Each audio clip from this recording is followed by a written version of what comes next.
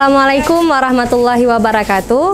Hari ini kita akan unboxing makanan khas dari Rumah Makan Medan Baru, yaitu burung puyuh yang dikirim oleh pembina Yayasan Pesantren Modern Al-Manar yang langsung dikirim dari Jakarta.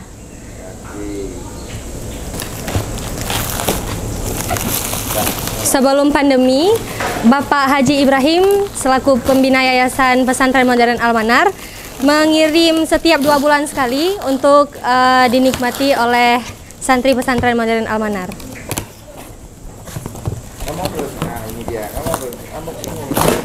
Nah, ini dibalut dengan styrofoam yang akan menjaga kualitas burung puyuh sendiri.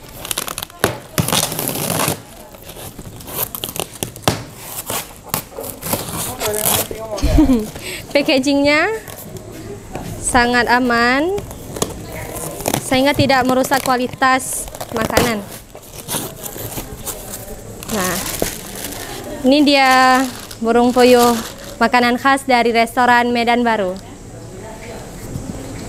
Segeridan. Ini apa nih?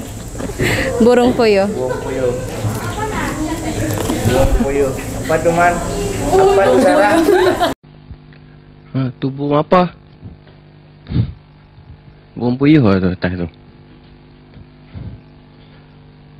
Tu burung apa tu? Ha? Burung apa? Burung puyuh.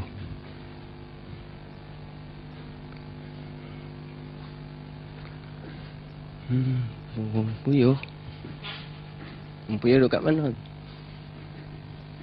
Tu burung apa tu? Burung puyuh. Burung apa tu? Burung puyuh.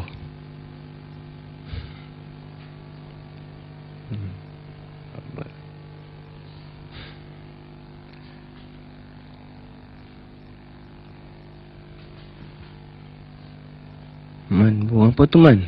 Burung puyuh.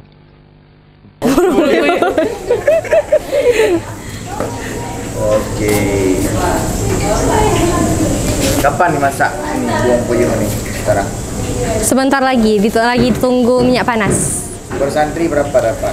Per santri dapatnya 2. Cukup lagi kan?